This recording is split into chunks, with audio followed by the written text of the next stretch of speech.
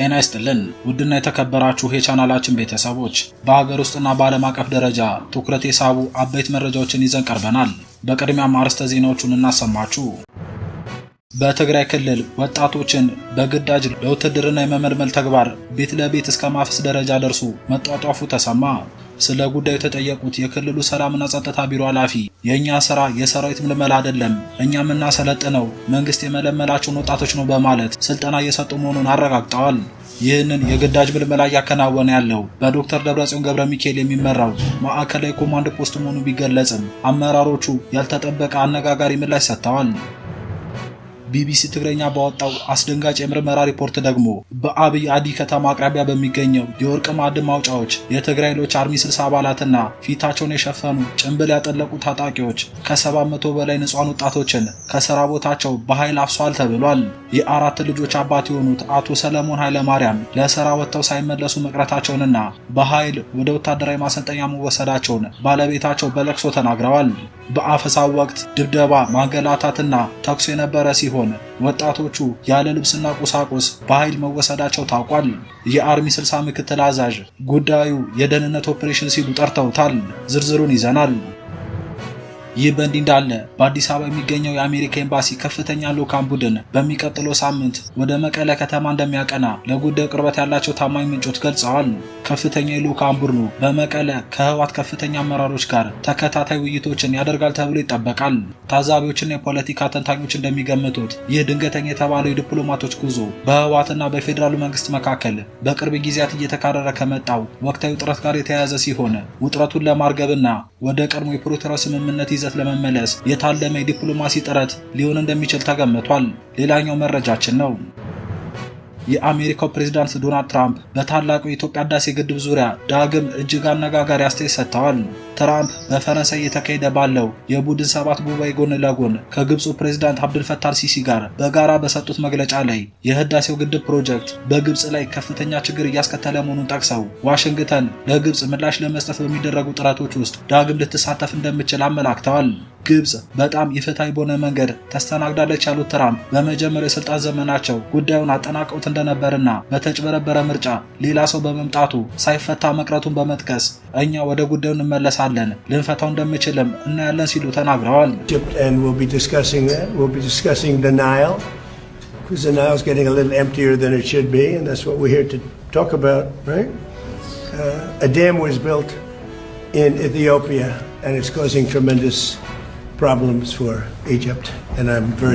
ዝርዝሩን ይዘናል።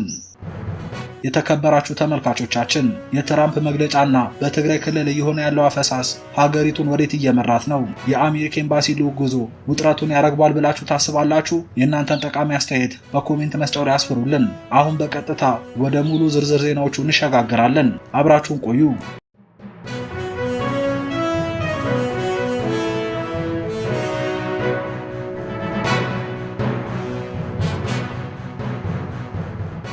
በመጀመሪያም ዶናልድ ትራምፕ ስለ ህዳሴው ግድብ አነጋጋሪ አስተያየት ሰጡ። የአሜሪካው ፕሬዝዳንት ዶናልድ ትራምፕ በታላቁ የኢትዮጵያ ህዳሴ ግድብ ፕሮጀክት በግብፅ ላይ ከፍተኛ ችግር እያስከተለ መሆኑን በመጥቀስ ዋሽንግተን ለግብፅ ምላሽ ለመስጠት በሚደረጉ ጥረቶች ውስጥ ዳግም ልትሳተፍ እንደምትችል አመላክተዋል። በፈረንሳይ እየተካሄደ ባለው የቡድን 7 ጉባኤ ጎን ለጎን ከግብፁ ፕሬዝዳንት አብዱልፈታህ አልሲሲ ጋር በጋራ በሰጡት መግለጫ ትራምፕ በህዳሴ ግድቡ ውዝግብ ዙሪያ ግብፅ በጣም ኢፍትሐዊ በሆነ መንገድ ተስተናግዳለች ያሉ ሲሆን የናይል ውሃ ጉዳይ ሁለቱ መሪዎች ከሚወያዩባቸው ዋና ዋና አጀንዳዎች አንዱ መሆኑን ጠቁመዋል። የአሜሪካው ፕሬዝዳንት ትራምፕ የግብፁን ፕሬዝዳንት አብዱልፈታህ አልሲሲን በመጥቀስ እኛ በአንድ ትንሽ የግድብ ፕሮጀክት ላይ እያገዝናቸው ነው፣ ማወቅ ከፈለጋችሁ በኢትዮጵያ በኩል በጣም ኢፍትሐዊ በሆነ መንገድ እንደተስተናገዳችሁ አስባለሁ ብለዋል። አክለውም ሁለቱ መሪዎች ስለ ናይል ይወያያሉ፣ ምክንያቱም ናይል መሆን ከሚገባው በላይ ትንሽ እየቀነሰ ነው ሲሉ ተናግረዋል።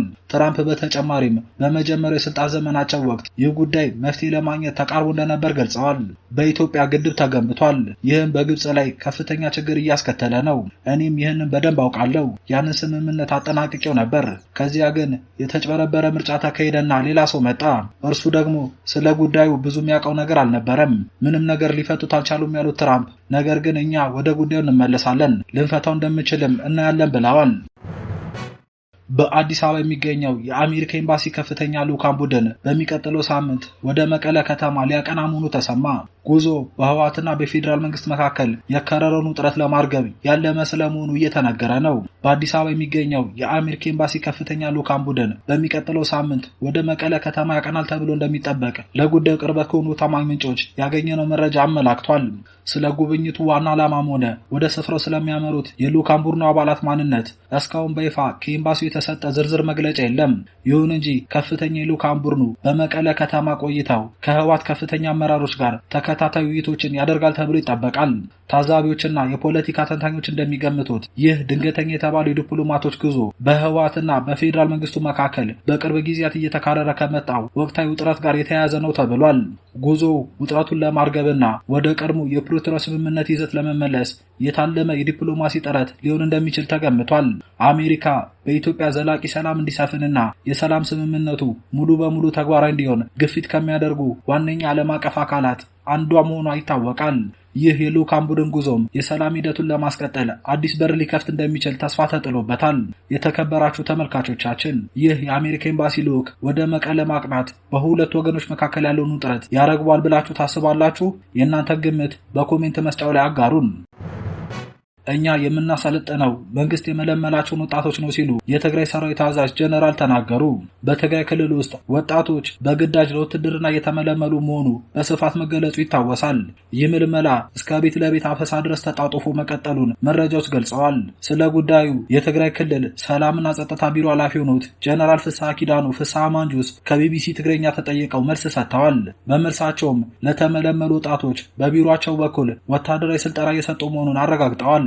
ጀነራሉ ሲናገሩም የኛ ስራ የሰራዊት ምልመላ አይደለም፣ እሱን አሁን ካለው መንግስት ጋር ተነጋገሩ፣ እኛ የምናሰለጥነው መንግስት የመለመላቸውን ወጣቶች ነው ብለዋል። የዜና ምንጩ እንደገለጸው ይህ የግዳጅ ወታደራዊ ምልመላውን እያከናወነ ያለው በዶክተር ደብረጽዮን ገብረ ሚካኤል የሚመራው ማዕከላዊ ኮማንድ ፖስት ነው። ዶክተር ደብረጽዮንም ሆነ ምክትላቸው አቶ አማኑኤል አሰፋ በጉዳዩ ላይ መልስ እንዲሰጡ በተደጋጋሚ በስልክ ጥያቄ ቢቀርብላቸውም መልስ ግን ማግኘት እንዳልተቻለ ተገልጿል። ዘገባው ጨምሮ እንዳለው አፈሳው ከሚደረግባቸው ቦታዎች መካከል የወርቅ ማዕድን ማውጫዎች ይገኙበታል። ይህ በእንዲህ እንዳለ በትግራይ ጭንብል ያጠለቁ ታጣቂዎች አሰቃቂ እርምጃ እየወሰዱ ነው። ቢቢሲ ትግረኛ በትግራይ ክልል እየተፈጸመ ስላለው የግዳጅ ወታደራዊ አፈሳ አስደንጋጭ የምርመራ ሪፖርት ይዞ ወጥቷል። በወርቅ ማውጫ ስፍራዎችና በሌሎች ስፍራዎች እየተፈጸመ ያለውን አፈሳ በዝርዝር የሚዳስሰው ዘገባው ከህወሓት ታጣቂዎች ባለፈ ጭንብል ያጠለቁ ታጣቂዎችም በንጹሃን ላይ እርምጃ እየወሰዱ እንደሚገኝ ጠቅሷል። እነዚህ ጭንብል ያጠለቁ ታጣቂዎች የህወሓት ወታደሮች ስለመሆናቸው ግን አልታወቀም። ግንቦት 17 2018 ዓ.ም በአብይ አዲ ከተማ አቅራቢያ በሚገኙ ሁለት የወርቅ ማዕድን ማውጫዎች አባግባና ሩባ ህዛብ ከሚባሉ አካባቢዎች የትግራይ ኃይሎች አርሚ 60 አባላትና ፊታቸውን የሸፈኑ ታጣቂዎች ከ700 ሰዎች በላይ ሰዎችን እንዳፈሱ ቢቢሲ ትግረኛ ከተጎጂዎችና ከተጎጂ ቤተሰቦች መረጃ አግኝቷል። የአራት ልጆች አባት የሆነው አቶ ሰለሞን ኃይለማርያም በአብይ አዲ ከተማ ለሌሎች ሰዎች ድንጋይና አሸዋ በአህያ በመሸከም የቀን የጉልበት ስራ ሰርተው በሚያገኘው ገንዘብ ልጆቹን ያሳድግ ነበር። ነገር ግን እንደተለመደው ለስራ ከወጣ በኋላ እሱና ያጎቱ ልጅ ወደ ቤት ሳይመለሱ መቅረታቸውን ቤተሰቡ ለቢቢሲ ገልጿል። ባለቤቱ ወይዘሮ መድረክ ኪዳነ ማርያም ሰኞ ዕለት ወደ ስራ እንደሄደ ጠዋት 3 ሰዓት ላይ ነው የወሰዱት። የምሰራበት ቦታ መንገድ ዳር ስለሆነ በግዳጅ ታፍሰው በመኪና ሲያልፉ አየሁኝ። እዚያው መኪና ላይ ያለ 500 ብር ተበድሬ ስጡልኝ ብዬ ሰጠኋቸው ብላለች። ከዚያም በኋላ ባለቤቷ ከማይቀንጣል አልፎ ወደሚገኝ ወታደራዊ ማሰልጠኛ እንደተወሰደ መረጃም እንዳገኘች ትገልጻለች። በጣም ተጨንቀናል፣ ልጆቹን አፍቀውቷል፣ አባታችን እያሉ እያስቸገሩኝ ነው። ልጆቹን የሚረዳ አንድም የለም። ስለምንም ልጆቹን ትቶ እዚህ ውስጥ የመግባት ፍላጎት የለውም። በኃይል ነው የወሰዱት ብላለች። ዘካሪያስ ከወርቅ መውጫ አካባቢ ፊታቸውን በሸፈኑ ታጣቂዎች በኃይል ከታፈሱ በመቶች የሚቆጠሩ ወጣቶች መካከል አንዱ ነው። በአፈሳው ወቅት ድብደባ፣ ማንገላታትና ተኩስ ጭምር እንደነበር የሚናገረው ዘካሪያስ ከጣንቋ በርገለ፣ ቀይት ህሊና፣ አብይ አዲ ወረዳዎች የመጡ 500 ሰዎች ወደ አብይ አዲ ከተማ ማዘጋጃ ቤት፣ ከቆላ ተንቤን የመጡ 200 ሰዎች ደግሞ በአብይ አዲ ከተማ ነዳጅ ማደያ አቅራቢያ ወደሚገኘው ግንባታ ወዳላለቀ ህንፃ በታጣቂዎች መወሰዳቸውን ይናገራል።